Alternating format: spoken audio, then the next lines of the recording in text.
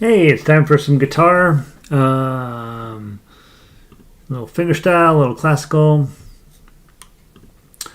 Let me go post this stuff over on the website. Website is denverguitarorchestra.com. And we had a good week of guitar. I finally got some things caught up. And yesterday we had some really beautiful new tunes. And then tonight we have some new classical stuff. A couple of them are sort of exercisey studio type stuff. But the last piece is actually quite a lovely piece of music and just hardly any bars. Like 8 bars of music, but man, they're the right 8 bars. All right, so let's see. Got that posted there. Did I fix the open a new window thing? I did. Update. We'll update that. Turn over to Twitter. Put this on there. https://denverguitarorchestra.com. Patience. And then this. Guitar. That. And open. Alright, and then tweet. Alright, so we're on Twitter. Back in the day that mattered. It no longer matters. But I keep doing it. Let me tell you what we're playing today. Let's first turn off the humidifier. Oops, this is still trying to figure out who I am and how. There we go. It wants to be upside down today. Done. Oh, we're playing such hard music over at school. Crazy. Guitar, book 1. So today we will be playing for really the last time for this round of book 1, Farmer in the Dell and Row, Row, Row Your Boat. Next week we'll deal with Three Blind Mice, and then the week after that we'll spend a couple weeks on the strumming part of this, and then we will have wrapped up book 1 again. So that's exciting. Let's see. The other things that we're going to work on tonight is Itsy Bitsy Spider and La Cucaracha. Itsy Bitsy Spider is a pretty good song. La Cucaracha is a great song. Estudio in E minor by Tàrrega is another one we'll work on. We'll keep that around for a couple weeks. And then for He's a Jolly Good Fellow, not a particularly difficult song. And then we have 4 new pieces. 4 new pieces for the classical stuff. All of them very short and actually fairly straightforward. So that's why I just threw them all out there at once. I think we got a good night of music ahead. Let's close this out. I've had this open for days and I'm probably not really going to do it. So maybe I ought to just close that tab. Let's see. Let me view our page and make sure this is right. Let's see. I wonder if Donna knows she's supposed to feed the cat. I did not feed the cat. Let's send her a note. He wants to come in here, but he's not coming in. Henry is bugging me! ! Will you remember to feed him? ? All right. We trade off Henry duties. It's not that it was really my turn, but I think she might have got busy and forgot. Let's see. Linda says the sound is good. Vic is here. 48% humidity in Eugene. Yeah, see, we have the opposite problem, Vic. Your area is too wet, and mine is too dry. So I have a humidifier here, and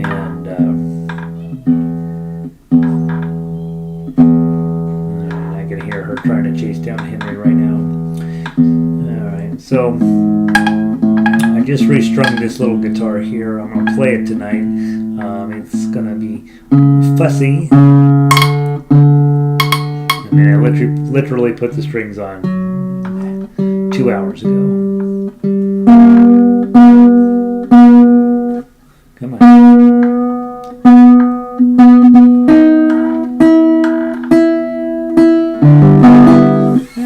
Sounds good. Let's see. Sunny and cold up there. 54 degrees. Sounds good in Vancouver, right? But it's still that time of year where, boy, it feels colder than it is. All right. So, a couple of thoughts, guys, just have it sort of rattling around in your noggin for the summer. My intention, I think at this point, is just to continue on like we're doing, and you'll let me know if this is working for you or not. We can change the days, we can change the times, we can do different things if you feel like it. My goal for the summer for my personal playing is to go through all kinds of the intro, the masters of guitar, so Carcassi and Soar and Brower and Carulli and Giuliani and all the old school kind of composers for myself, and that will include lots and lots of stuff for you guys. Obviously, I always type everything up and I'll toss it out, and you guys can do it or not. But I want to get really solid with my reading of standard notation up the neck. I can read it in first position, no problem, and it starts getting up here. It starts getting a little dicey for me, so I want to spend quite a bit of time working on that this year.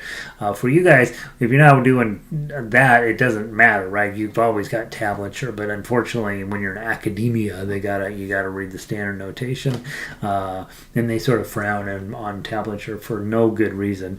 And so my intention is to put in quite a bit of time on guitar this summer, and as long as you guys are into it, I will continue to do the weekly broadcast. We can do it more or less or whatever works for you. So that's what I'm thinking about for the summer, is just more of the same. I will be doing on Thursday nights in-person guitar over in the city of Lakewood, so Thursday nights will be out, but other than that, I should be fine doing whatever you guys want to do. So give it some thought. Obviously, you don't need to make that decision now, but if you intend to be traveling a lot, don't think that you're going to be able to participate. I'd like to know that. I get a lot out of these classes as well. It gives me a reason to write sheet music and a reason to really continue to push forward with the classical program. And so just let me know. Vic says, I do want to learn the standard notation up to now. Oh, so you want to do it too, do you? All right. Yeah, we can do this. We can definitely do standard notation if you want. I'm a huge fan of tablature, and I still feel like it is the best thing for us. And hey, Gary, glad you're here, man. Glad to have you. But I think it's important that we have both, right? And so certainly if you're going through the classical stuff, getting your feet wet and sort of digging into the standard notation is important. Not important for everything, but it is one of those things for, that if you're in classical music, there's sort of this expectation that you can read the standard notation. And the expectation is wrong and weird, and there's so much bad about it. But there are a few things that standard notation does quite well, better than tablature, and so it's good to know those things. Let's take a look at Farmer in the Dell first. Now this would be I think this is our third week of just looking at this. Really, there's not a lot in terms of the melody and in the chords, but it's really putting them together that's important here. So if I take my A chord, let's get an A chord on. Remember, 2nd fret, strings 4, 3, and 2. And be thoughtful. Your thumb is hanging out behind where your middle finger is. It's not sticking up here. Please make sure you're not doing that. And then your pinky is hanging out here, ready to go, because we might be able to use him on something. What we don't want is him sticking way up here. Okay, and then with this hand, you got lots of choices, but when you're in 2, usually the easiest is 1, 2, 1, 2. You could do 1, 2, 3, 4, 5, 6, 1, 2, 3, 4, 5, 6, 1, 2, 3, 4, 5, 6. Okay. Also think about if your thumb can be on the A string, then you have root noted your chord 1, 2, 3, 4, 5, 6, 1, 2, 3, 4, 5, 6, or 1, 2, 1, 2, 1, 2. Or obviously you always can strum the farmer in the dell, the farmer in the dell, right? That works too. All of those things are I want you to think as many possible ways of doing your right hand as you can. Let's sing through it first. I'm going to be singing, so close your ears. The first note is the, fa, da, da. Here we go. 1, 2. The farmer in the dell. The farmer in the dell. Hi-ho, the dairy-o, the farmer in the dell. Change your right hand. The farmer in the dell. The farmer takes a wife. Hi-ho, the dairy-o, the farmer takes a wife. The cheese stands alone. The cheese stands alone. Hi-ho, the dairy-o, the cheese stands alone. Right? So thinking in terms of right hand, how many different ways can you do your right hand? That's really what I'm always thinking about with right hand and trying to do things in a kind of a cool way, right? Is not that you can really make Farmer in the Dell cool, but that you can use different ideas and different thought patterns for getting something cool going. Linda says, Vic, do you mean the music and nowhere? Do you read the music and know where the notes on the fretboard? Me too. I know it on the NPL. Okay, good. So you guys are actually already doing that stuff. We'll be at the Lakewood Face. Yay! That's so exciting, Gary. I would really look forward to see you. I think maybe you and I have been on digital the entire time that I've known you, which is disappointing, right? And so it's really good to know you're going to be there. All right, let's play the melody only, okay? And remember, you're going to go ahead and just plant these 2 fingers, but move your ring finger or possibly your pinky around to get the rest of the notes. From the top, 1, 2.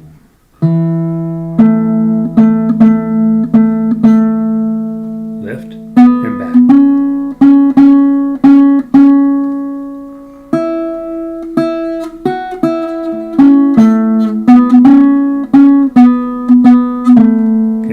Not a ton there, but the idea is if you can just anchor these 2 fingers and play the rest of it with just your ring finger, then you have set yourself up in perfect position to play the tough uke or tough axe. Okay, so from the top we'll play the tough axe first time through just with thumb. Okay, 1, 2.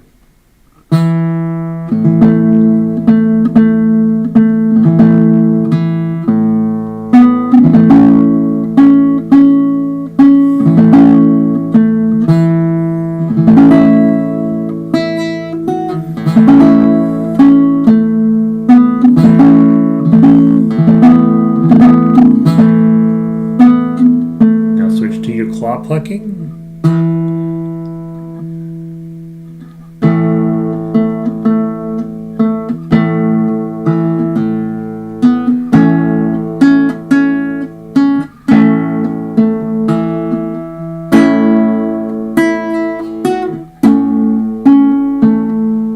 Second ending.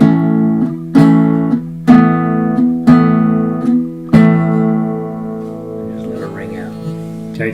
And the entire time, these 2 fingers have not moved. They have not moved. Building the melody around the chord. That's fingerstyle right there. That's I think the simplest definition of it is you're going to be playing the chords and melody together. In fingerstyle, we're really working on finding the chord, harmonic center of the card, and then just building whatever melody we need to around it. It's actually in real life it works the opposite. You lay out the melody and then the chord will wrap itself around the melody because there's rules that follow and it always ends up sounding really, really lovely. That's why I teach fingerstyle, is because if you don't want to sing, you want to be able to put those 2 ideas together and make it sound really nice. All right, I'm going to be continuously tuning tonight. I changed strings a couple of hours ago, so patience with me. Row, row, row, your boat is next. This is the other fingerstyle piece. This is where I think the rubber really hits the road. This is where we begin to get serious about fingerstyle. So first, let's make sure we're comfy with the D chord. Index finger on the 3rd fret, middle finger on the bottom. Index finger in the 2nd fret, 3rd string. Middle finger, bottom string, string number 1, 2nd fret, and then ring finger jumps out there, 2nd string, 3rd fret. Okay, and generally speaking, we just want to play strings 4, 3, 2, and 1. If you hit the 5th string, it'll be fine. But try not to hit the 6th string, because that's an E note, and it just doesn't sound good up against the D. Okay, let's sing. First note is this one. Ro, ro. Now, guys, you can't sing this high. Ro, ro, because then you're going to be clear up here. Ro, ro. Or this one. Okay, merrily, merrily. Your voice is no way is going that high. So if women maybe, but most men, there's no chance of you hitting this note. Right? So start an octave below. Ro, ro. But you're really going to start with ro, ro. You're going to start with that D. Here we go. 1, 2. Row, row, row your boat gently down the stream. Merrily, merrily, merrily, merrily, life is but a dream. Again. Row, row, row your boat gently down the stream. Merrily, merrily, merrily, merrily, life is but a dream. Okay, and then of course you can always strum. Row, row, row your boat gently down the stream. Merrily, merrily, merrily, merrily, life is but a dream.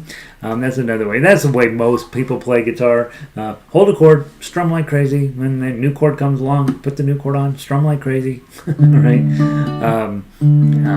Rock people with electric guitars who want to play exactly the same way that some other rock god that they are worship. They'll memorize how they whatever they do on the fretboard.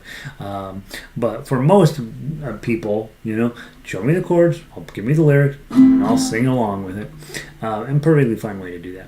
Let's play the melody, much more complicated melody here than Farmer in the Dell.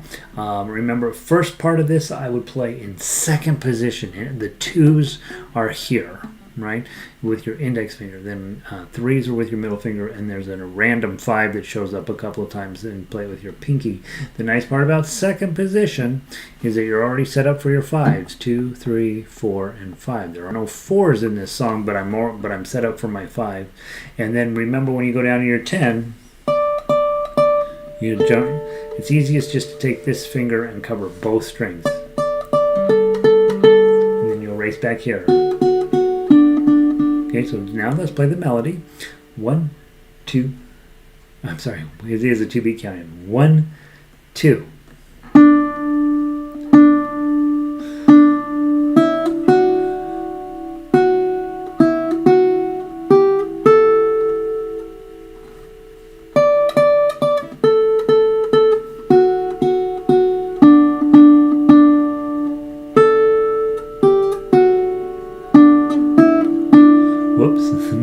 Missed that last note.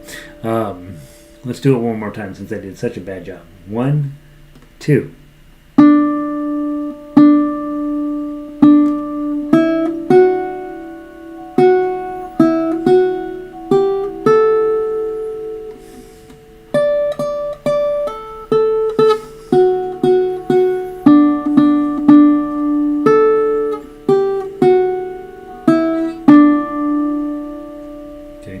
And remember, when you get whenever you have a long note, life is but a dream.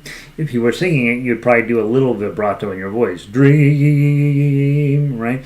And in guitar, if we have a long note, just use it. Try to use either your middle finger or your ring finger for those, and then just wiggle. Right? I'm not lifting up. I'm not doing anything other than wiggling, and you can hear it if you listen. Okay, here's a ring finger wiggle. Yeah, just a little bit of a wah wah wah wah wah. Makes it sound a little more professional. Makes it sound nice. Now, let's do the tough axe from the top. 1, 2.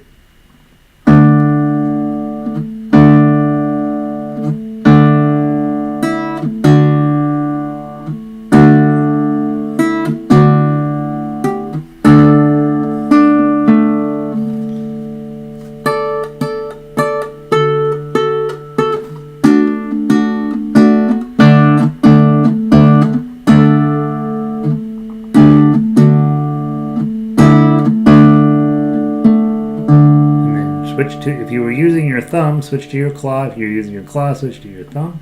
From the top, 1, 2.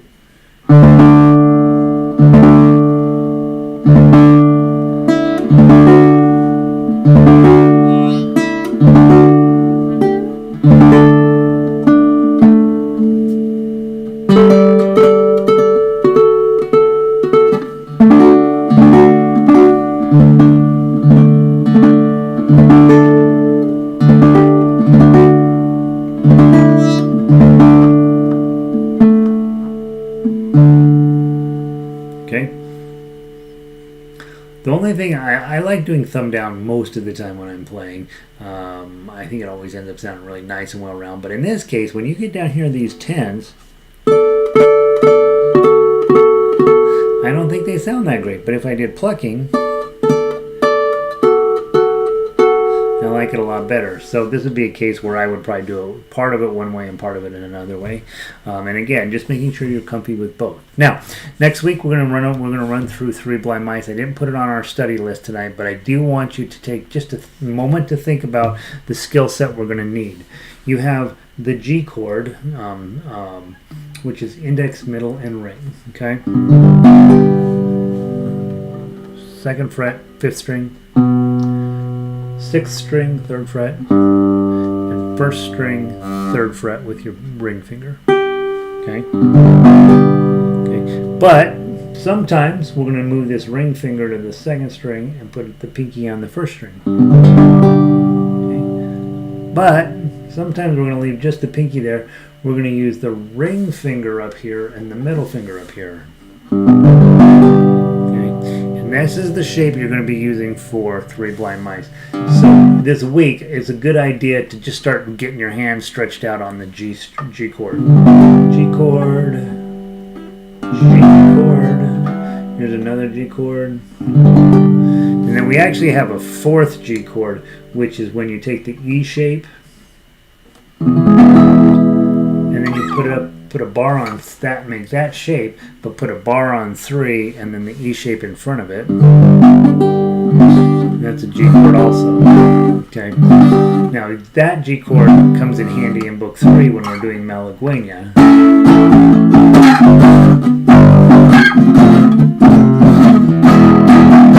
Right. So that's one of those. G is a very handy chord. It comes in lots of different shapes and varieties down here. But just know that's coming next week and start just maybe go grab Three Blind Mice off the playlist for next week. And next week is when we actually do the study of it. And a lot of times when people are new and they're fighting G chord, it's good to have an extra week warning that the G chord is coming. I think in any event, next week we will play through Row, row, row, row, row, row your boat again, and then Three Blind Mice. And then, importantly, after that, we're going to spend a couple weeks strumming out of the little booklet, and then that's the end of book 1. Right? And so we probably won't start it again until June when we get when I get doing the Lakewood class. I will probably pair that with the an online version so that the people who are in class and are like, I don't know what the heck he just said, can come and check the website and catch a second round of it. Right? So we'll probably start that in June, and then. For you guys, book 2 and book 3, obviously, we'll continue that. And unless you tell me otherwise, we'll stick with Wednesdays. All right, so we're almost done with book 1 again. Let's go take a look at book 2. And let's go take a look at what we're going to be working on here. I believe Itsy Bitsy Spider was what we knocked out last week. So it is. So let's go grab Itsy Bitsy Spider and see how it's playing for us. All right. I want to sing it with the arpeggio pattern at the bottom. Now when I rewrite book 2, I'm taking the arpeggios out because but I think they're really a book 3 skill. But it's here now, and you guys are all good players, so let's give it a try. Put your G chord on. Playing your G chord, thumb, index, middle, ring, middle, index, and then when you get to the D7, Move your thumb down to the fourth string, so you're on the D string. Thumb, index, middle, dun, dun, dun, and then back to your G chord. And it doesn't matter which form of the G chord you use. But I would like you to, as much as possible, thumb, index, middle, ring, middle, index, thumb, middle, ring, middle, ring, middle, index, thumb, index, middle, ring, middle, index, thumb, index, middle, ring, middle. The itsy bitsy spider went switch up the wobster, switch back, spout. Down came the rain, and switch washed the spider out. Out came the rain, sun, and dried up all the rain. And the itsy bitsy spider went up the spout again.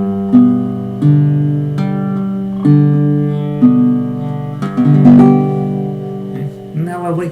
If you are a singer and you feel like, you know what, that's all I want to do is chords and lyrics. That's the key, is having good arpeggio patterns, because will sound great no matter what happens if you could play like that.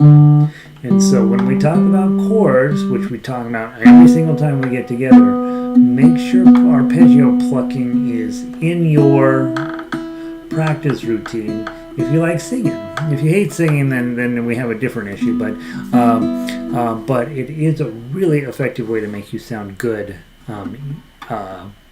without really doing that much extra work. Instead of the itsy bitsy spider went up the water spout, which sounds fine, but this sounds fancier. The itsy bitsy spider went up the water spout. Down came the rain and washed the spider out.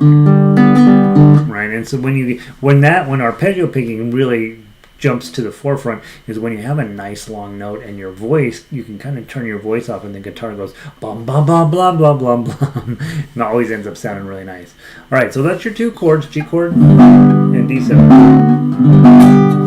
Those going to come up in your life no matter what type of music you play. Those two chords are going to hang out together. Let's run through the melody.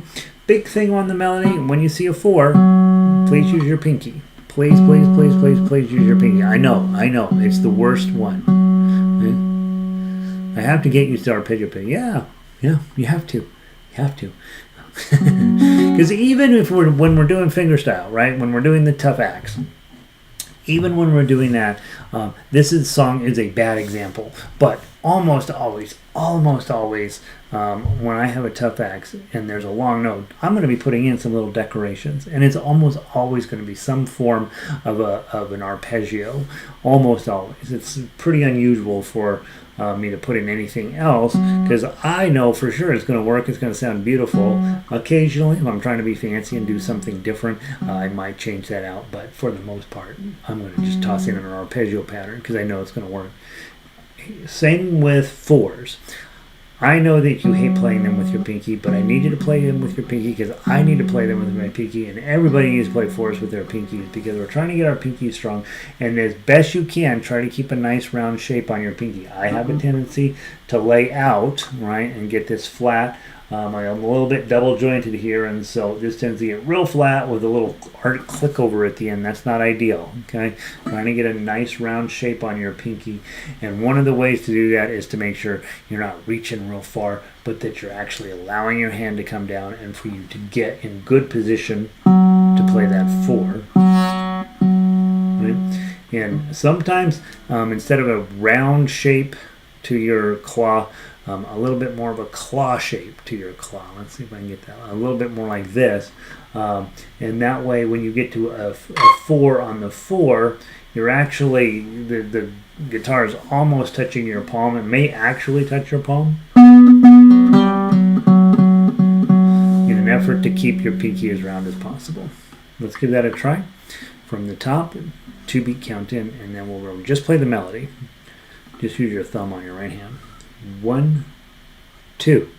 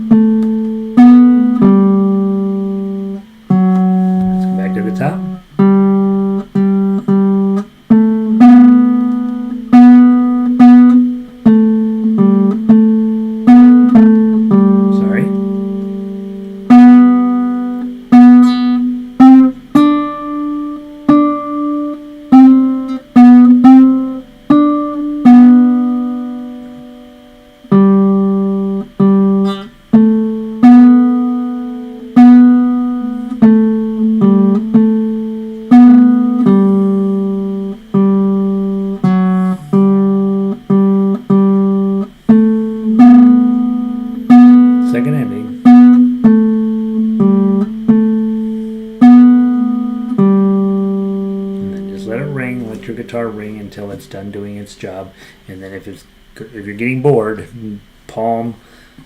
meat of your palm, slide it up over the bridge. Just do where the bridge is here, blunk, slide it up, and that shuts your guitar off real gently, right? Instead of going blop. All right, there's your melody. Melody is actually a little bit to it. I think that's why I like this song. All right, now tough acts. Same thing, 4 on 4. Right?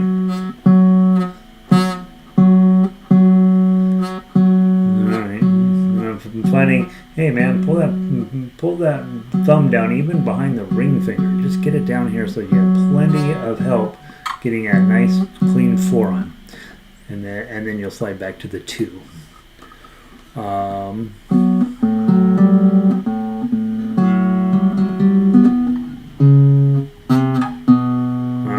Now I know what I'm doing. Here we go. From the top. How do you play Itsy Bitsy Spider? From the top. 1, 2.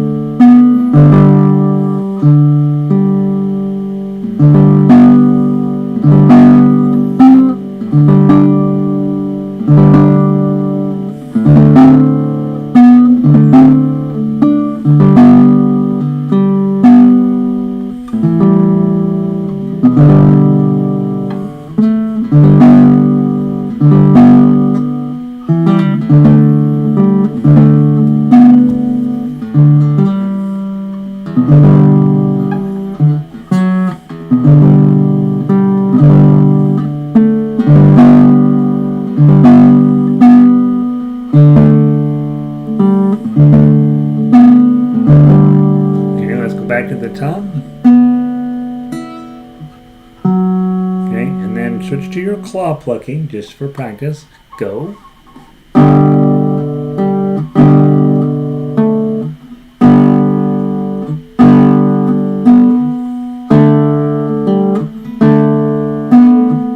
Here's arpeggio picking.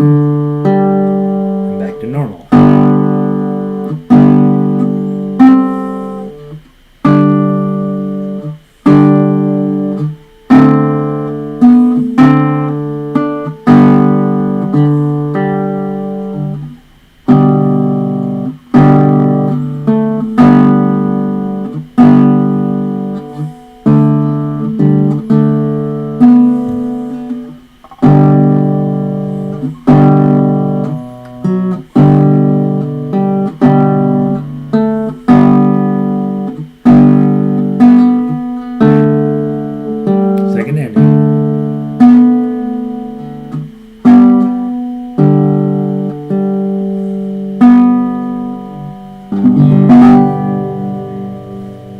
big glissando at the end there.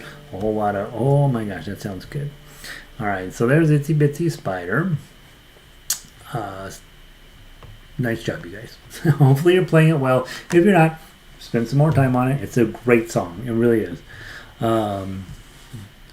Sometimes you think, oh, it's kid song, but really, there's a lot going on in that. So let's talk about Cucaracha. You guys have taken this with me on ukulele, so you know I'm kind of passionate about this song. It's really this cool thing. Here's this little cockroach. She's born without a leg. She doesn't care, and because she still likes to dance every time she's hearing music, and so she's dancing crazy, right? She's missing a leg, and then every time she hears music playing, she starts dancing. Well, of course, she ends up in the middle of the floor, and they chase her out the door with a broom, and she's outside all sad. But then she hears the music, she runs back in and starts dancing again. That's what's going on in the song. It's really, really cute, and it is a great opportunity for us to talk about playing guitar in a different way. Okay, and so let me get tuned up here again.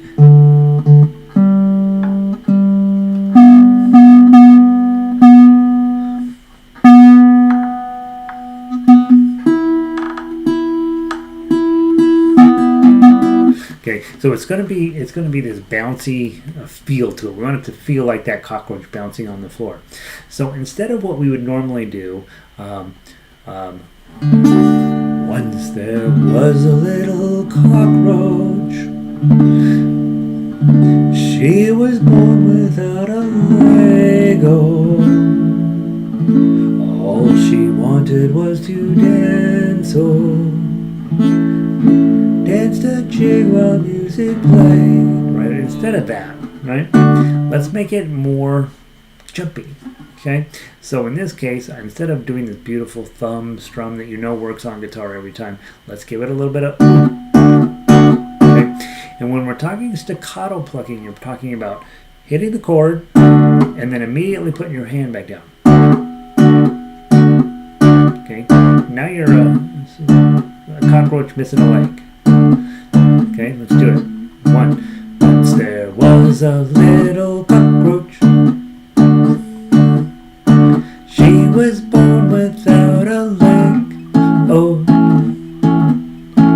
all she wanted was to dance. Oh, dance the jig while music played. So you see what I'm after there is staccato playing. Right? Making a cool sound and then shutting it off as quickly as possible. So you don't want your hands to go too far away. Okay, you just collapse your knuckles and then put them back down on the strings. Okay, another way to get staccato playing is to lift this hand up, but don't take it off the strings. Now the problem with open chords is that there's nothing touching your D string. And so if you lift this side up, nothing happens. That D string keeps ringing and you can actually hear it. Ba-dum, and that's not ideal. So in this case, just take your right hand, stick it right back down on the strings, and you'll see how it goes. Okay, let's play through it on chords. 1, 2, 3, 4, right. Once there was a little cockroach. She was born without a leg. Oh, all she wanted was to dance. Oh, dance the jig while music played. Back to the top. What that little bitty cockroach? She was chased out every door. Oh, but the music always charmed her, and she danced again today. Okay, we're gonna go on the next page. The little cockroach, the little cockroach. All she wanted was to dance. She didn't mind that her leg was missing when she heard the music play. The little cockroach, the little cockroach. jig while music played. Her joyful heart leapt, her teary eye wept. Then they chased her out the door. Stop, right? Door. Okay. There's a plunk. Now there are a couple plays where I kind of let the thing play out. When she heard the music play, I kind of tend to let that one go a little bit. All she wanted was to dance. I tend to let that one not be staccato. So there's your two chords, D and A from book 1. And now we're trying to do some cool stuff with it. Let's play the melody. Now we don't need to play the melody. This week on your own, play the melody. We'll play it tomorrow or next week. Let's talk tough uke. And if we were to play it soft and gentle and beautiful on guitar, let's do that first just for fun. From the top, 1, 2, 3, 4.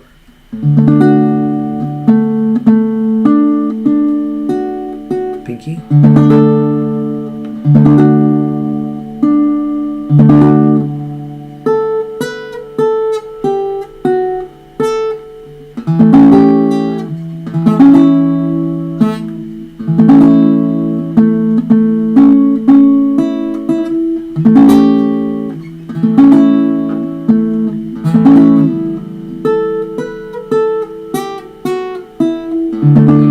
Let's go into the second ending.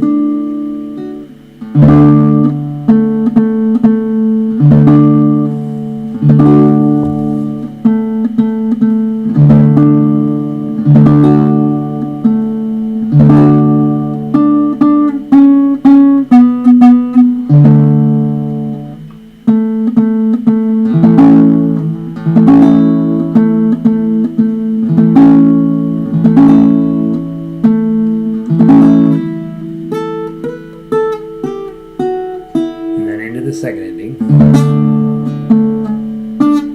And you have this big 10 10 10 7 or 7 7 7 10, I should say. Put your mini bar on 10, pinky up on mini bar on 7, pinky key on 10. Okay, and that is your high D chord.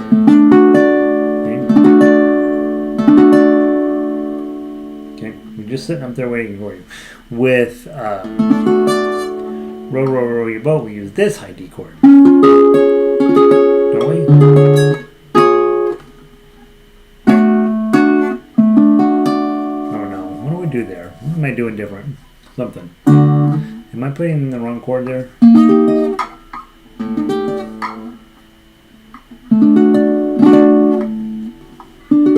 Yeah.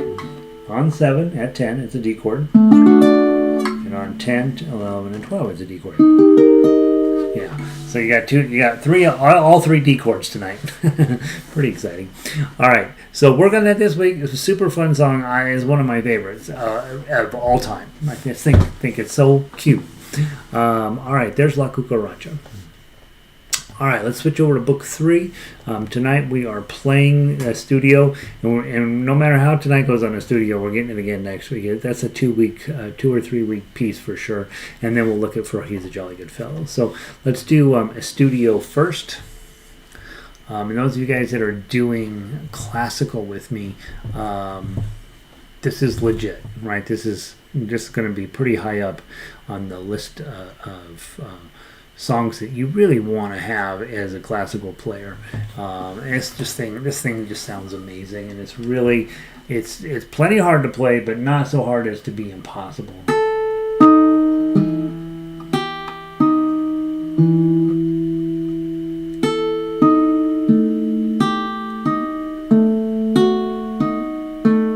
you see what I'm working on, right? And I'm probably not going to put the bass chords in, at least initially here, or the bass notes. You should if you feel like you can, but I think I'm going to let them just... I may or may not be putting all of them in. Here we go. From the top, super slow. 1 triplet, 2 triplet, 3 triplet.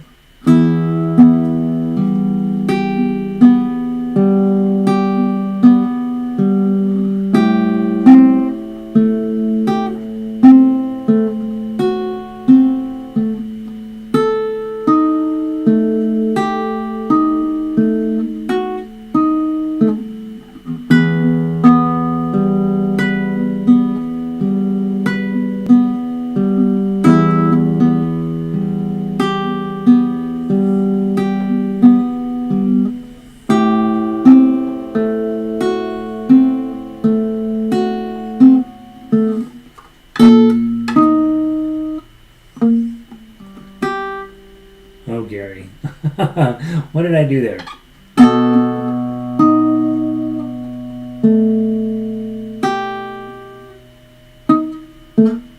What am I doing? Oh, I know what I'm doing. I'm like, why is this not working?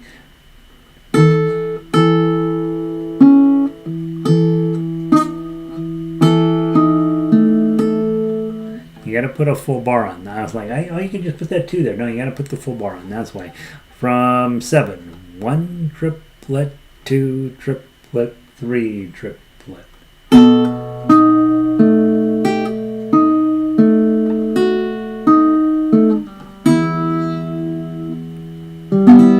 Okay, back to the top.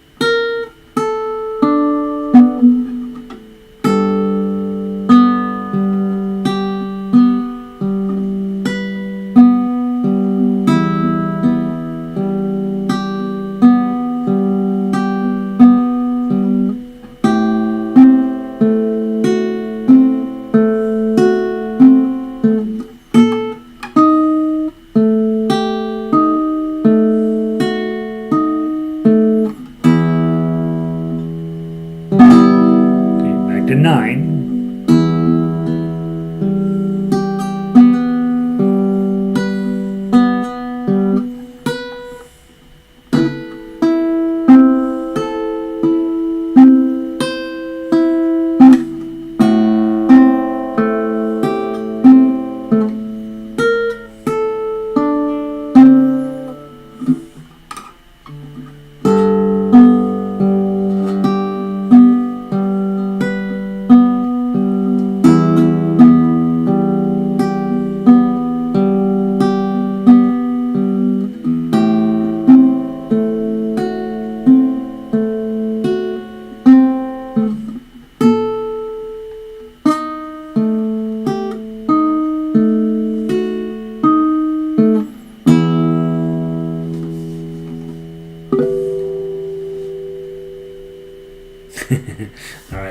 Pretty iffy effort on my part, but the good news is that next week it's going to be dynamite. Right? One of the things is this guitar has no dots here and no dots here. I'm like, where the heck is 7? So I'll be adding some dots onto it this week. All right. So isn't that pretty? That's going to be a legit song. So next week will be maybe this one song for that. If I'm playing it well next week, we'll call it good. If I'm not playing it well, we'll do one more week of it.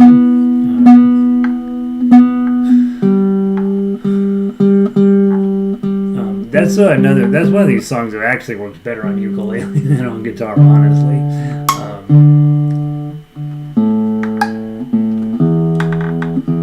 The bass notes make that really, really challenging.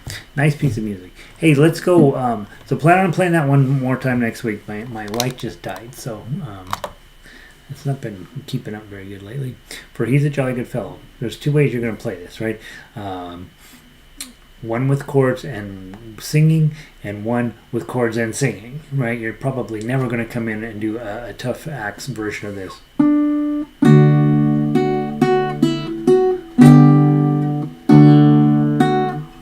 But you might. So we'll practice it. Okay. So spend some time on it. Yeah, I like it. I think Vic is putting words to the thoughts of 100% of guitarists who've ever approached Tàrrega's Estudio in E minor. We love every part of that song except that one stupid measure, right? And so what do you spend all your time on? That one stupid measure. You spend a lot of time on that. I think getting, initially I thought, I can get my 2 on and my 5 on and be fine, but really not. You really have to do a full bar there.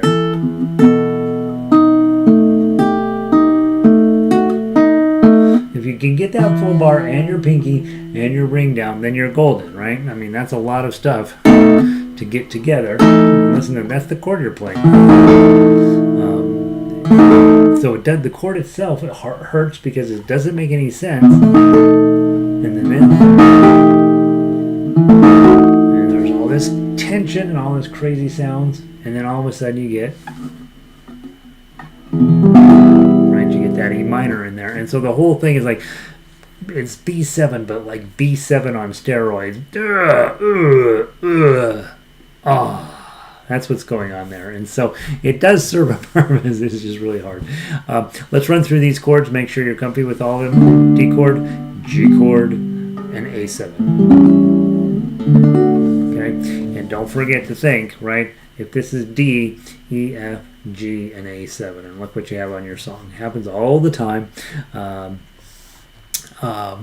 With this one, we're going to play down to the end, measure 12, and then you come back to the top and you play down to measure 8. Okay, important musical ideas here. DSL fine, which is at the end of 12. DSL fine means descendo al fine. Come to the end here. When you hit this, what looks like the ending, it's not. You're going to go back to the segno. That's that S-shaped thing at measure 1, and you're going to play to fine, which is sitting at the beginning of measure 8. Okay, so we'll run through it, sing it one time, and then we'll run through the tough acts, and you can work on that when you're not working on Tàrrega this week. In 6, so we count them in 2 and then go 1, 2, for he's a jolly good fellow, for he's a jolly good fellow, for he's a jolly good fellow. There's that fermata, let it ring, which nobody can deny, which nobody can deny, which nobody can deny. To the top. For he's a jolly good fellow, for he's a jolly good fellow, for he's a jolly good fellow, which nobody can deny. Right, so that's what you're going there. The chords actually are a little raggedy. They feel a little bit crazy. And I don't know, I think it adds to the song's experience overall. Now, let's just talk tough uke. Shouldn't be a major for you. Let's just strum it and then think about ways you might make it cooler. Not strum it, either claw or you thumb it, whatever you want to. 1, 2.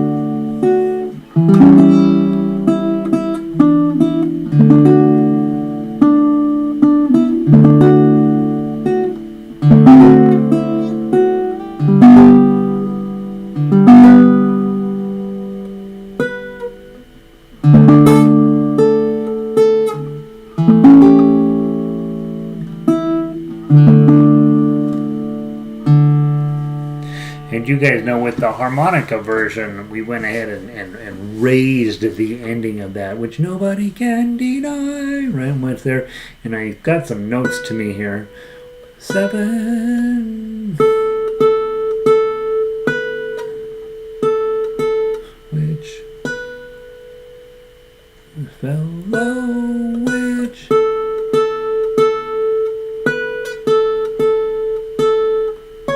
9, 10. We fell low, fell low. Yeah, so it's 7, 9, 9, 10 to wrap it up, right? That makes sense, right? Because 9 is that C sharp into the 10, leading tone, tonic, right? 7, C sharp, D. So yeah, so you might mess around with that. I think I might mess around with that this week and see if I can't clean this piece of music up and just include that as part of our ending. Kind of fun. All right, so if you're practicing books 1, 2, and 3, you are set for the evening. Thank you guys all for being here. If you are thinking, you know what, I want to learn all of this, all the ways of playing guitar. We got 4 pretty easy pieces that I put up today, and so let's go talk classical music for just a little bit. Exercise 15 is not hard. Exercise 16 is not hard. Or I'm sorry, 17 is not hard. The Study by James Brown is a little hard, and then Julio Sagreras, it's beautiful and not hard. And so, in fact, it's so pretty. I'm going to actually rewrite it with changing one note because I think he put in the wrong note there. But it's really a nice piece of music. So let's talk very quickly, and you'll have the week to work on these, of course. But you're not going to really need the whole week to work on them. They're actually going to be pretty much in your wheelhouse. Exercise 15.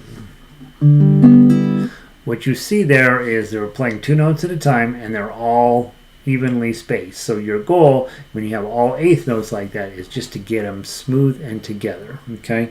So first thing I do is, all right, I got a C chord, but I don't really need to use the whole C chord because I got these guys. These guys might be okay. I might just go ahead and camp them out over here on the C chord, but I'm not really going to use them yet. Okay. And you've got 0s and 1s. 1, 2, 3, 4, and then the other string. 1, 2, 3, 4. Now don't be deceived here. It says 2, 3, and you're like, oh, that's a C chord. No, in this case, it's an F chord. These 2 fingers have to drop down, and then you have a G chord with these opens. Now you go to the D minor. You could put a whole D minor on if you want, but you're only going to use the top strings. Back to your G chord, and then to the C chord, and then the low C chord. And then he gives you a quarter note at the end to give you time to get back up to the top, and then you do it again.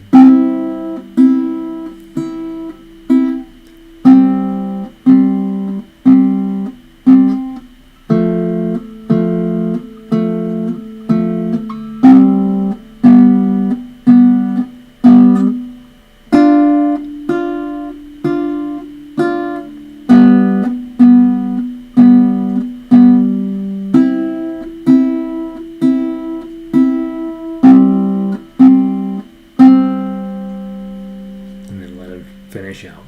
So not a ton there, but what is he working on? He's getting you thinking about what chords go together. C. The next one here, he's got this D chord, and it's a minor chord. When 2 and 3 are always minor when you're playing in a major key like C. So C, D minor shows up in this. E minor does not show up in this. F shows up in this, and G shows up in this. So in this case, you're playing a song with 1, 2, 4, 5. Okay, so we're expanding our thought process about what goes together. And if you were to just strum this, wum ba dum, wum ba dum, wum ba dum, wum ba dum, wum ba dum, wum ba dum, wum ba dum, wum ba dum. That D minor, it comes as a real little surprise. You're like, okay, he's on G. We're gonna go back to the main chord C. No, we're gonna go to D minor. Right, and so it's a nice surprise there. So work on that just a little bit this week. Not a ton in that piece of sheet music for you to work on, but at least give you a thought process. The other thing he's asking you to work on here is AM. That's this one. Remember, it's PIMA for your right hand. P is thumb. IMA. In English it's TIMR, right? But we use Spanish names, PIMA, and he wants you to use those, right? So the first one's AM, and then MI, and then IP, and then back to MI,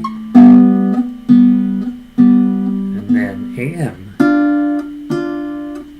MI, AM, MI.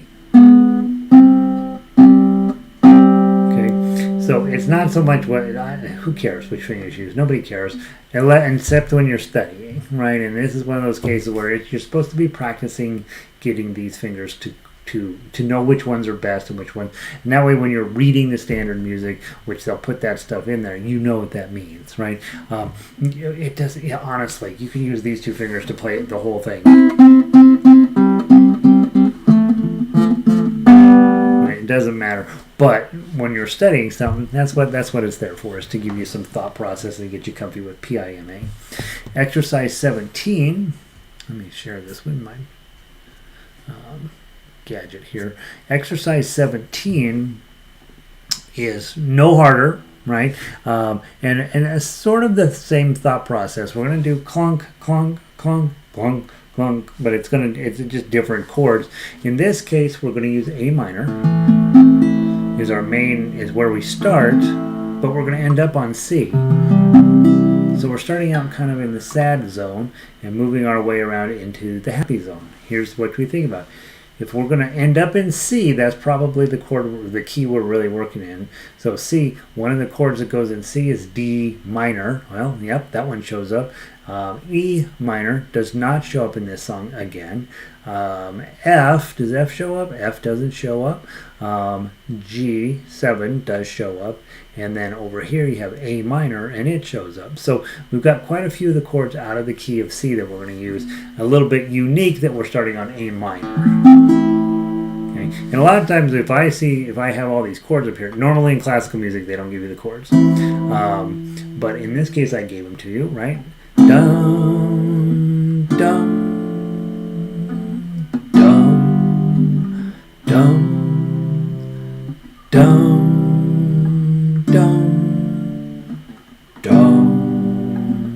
dum. So you see, they all work together. It makes sense that these are the chords that show up. So then let's talk about how to play it. He wants A-M-I. Okay, I. These three fingers here. Okay, and in classical music, in fingerstyle, we would grab those chords without thinking about it. But in classical, you probably would think, I need 0, 1, and 2. I'm not going to do anything else. I'm just going to put those two on.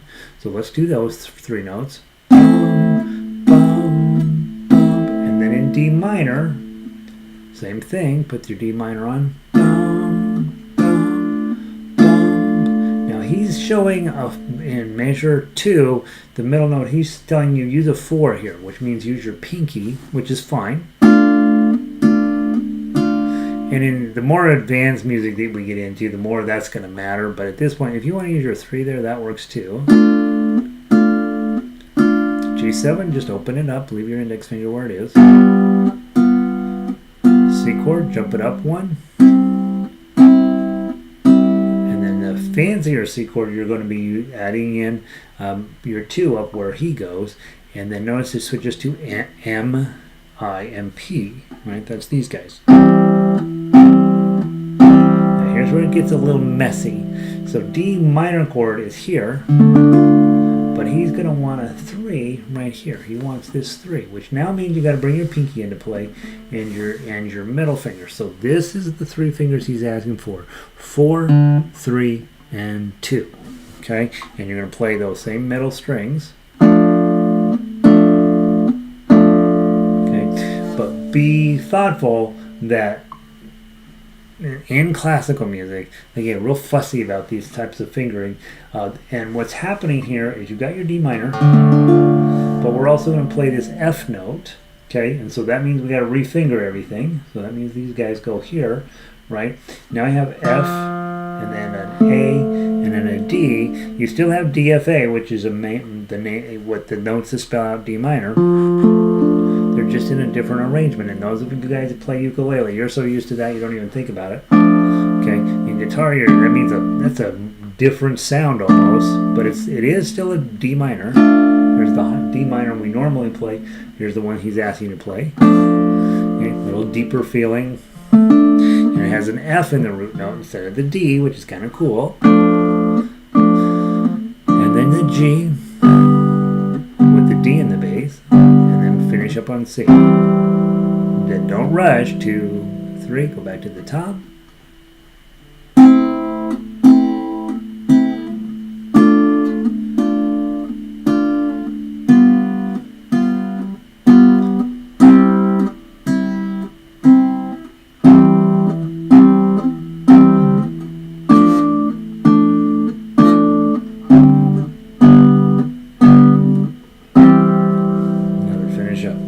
Again, don't let up on your chord until it actually finishes up doing what it needs to do. Beautiful. So exercise 17, again, not a ton there, but really helping you think through that weird D minor shape is probably the entire purpose of that. All right, let's move on to the study, which has got a little bit more music, a little bit harder to play, and I don't know if it's necessarily worth it. That's my problem here. No chords on this one because you're not ever going to play 2 notes at the same time. Okay, and it looks a mess. This is my challenge with standard notation is, you can tell how the timing much better, and you can see the motion of the music. And you look at the standard notation on this, and it's just a wreck, right? It doesn't tell you anything meaningful except you're going to have some half notes and some quarter notes. So it isn't all that it's cracked up to be. So in this case, your tablature is way superior to sheet music. And if you look through it, you're like, I'm just playing a note on every single quarter note. And if you can, you want to hold the note down. So like for example, measure 1, that 2 is followed by a 0, and those are both half notes. So you don't want to pull that 2 up after you've played it because it's supposed to ring for 2 beats. Okay, so let's just play through this real quick. There's not a lot here, but I think it's just kind of, I don't know, it's fine. 1, 2, 3, 4.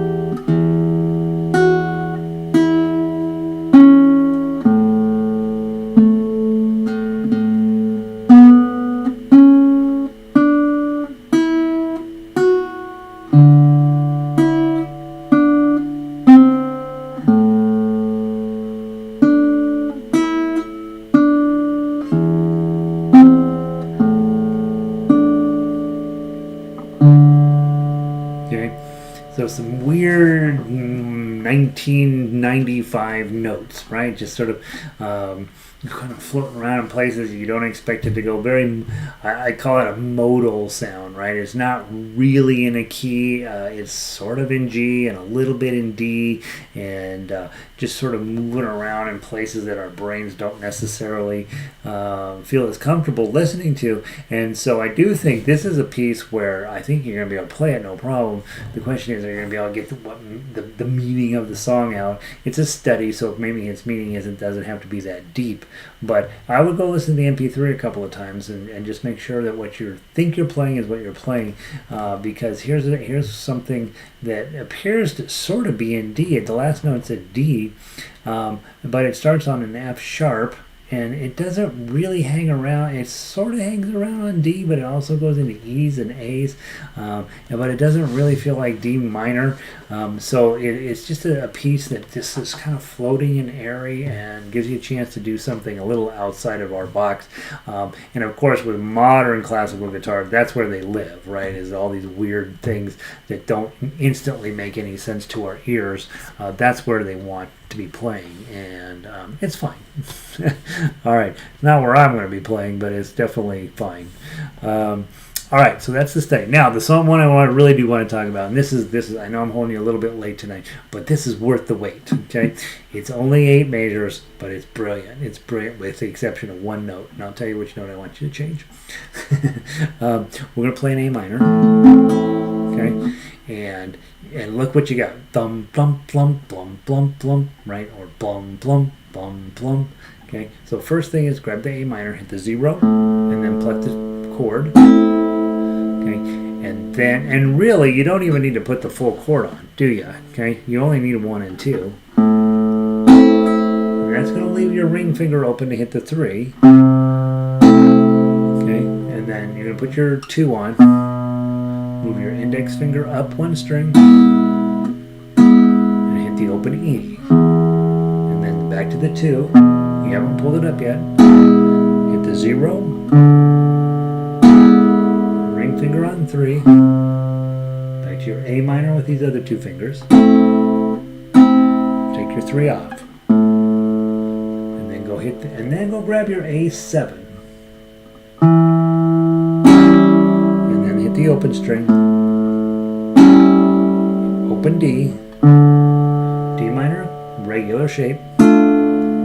Now he puts an E note in here for drama.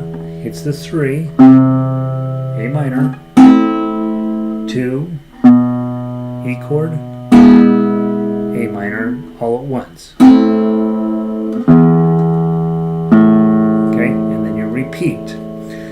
Here's what I'm doing today. That E at the end of measure 6, that E is there for drama. It's the wrong note. It's definitely dramatic. You're like, oh wow, that's pretty cool. I switched it out for a D today, just open D string. It sounds so much better.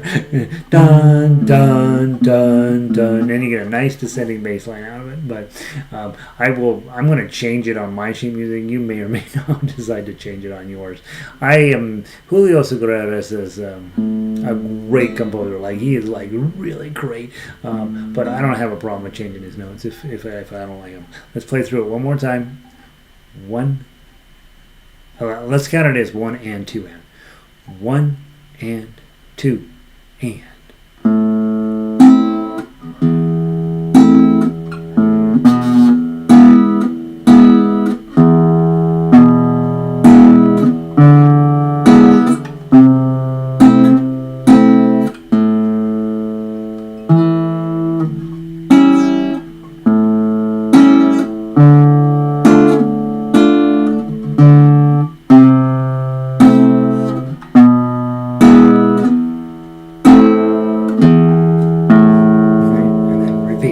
Cool. It's such a great piece of music. This is nothing. I mean, there's nothing here. 8 bars, and you're like, wait, I think I'm in love with this guy.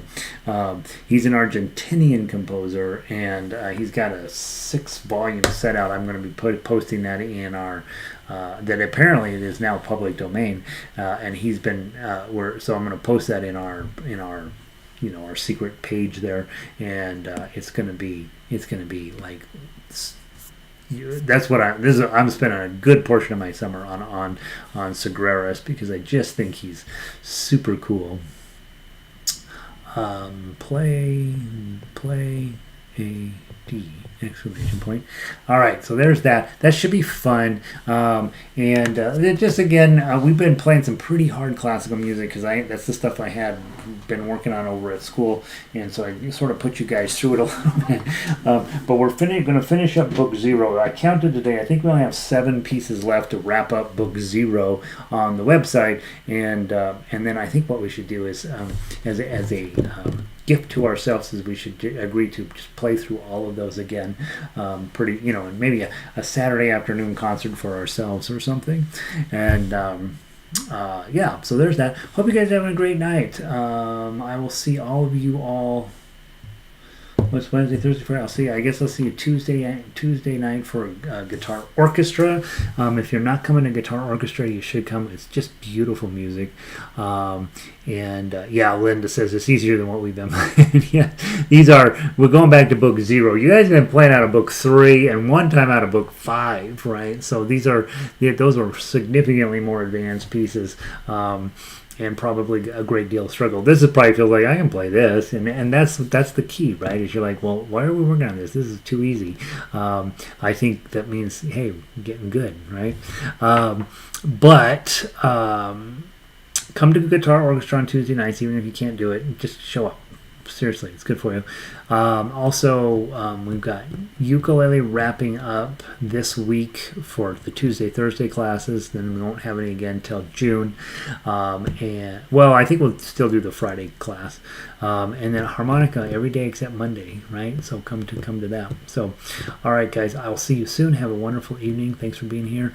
Gary, if you're still here, Vic, Linda, and I know there's always a couple other people hanging around who don't check in. But thank you guys for being here as well, and I'll see you soon. Peace.